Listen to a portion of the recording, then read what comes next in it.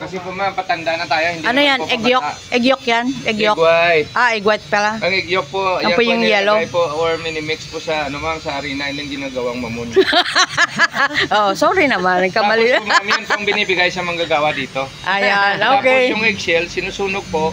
Tapos? Minimix yan dito. Ah, sa egg white. Yes ma'am, Oh. kasi po ma'am, yung manok or itlog po na ginagamit dito ma'am, walang sayang. Ah, saan na yung manok? Ang manok ma'am, Tinola na. oh, Ano yung pangalan nyo? bonbon. Bonbon. Yes ma'am. Ka- Dalawang bisis yan ma'am.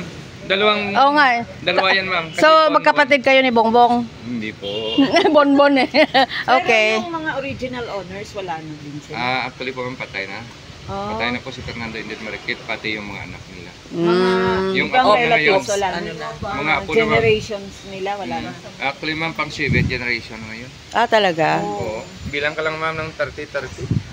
Yung edad po ng generation. Pero, baliwala na sa kanila.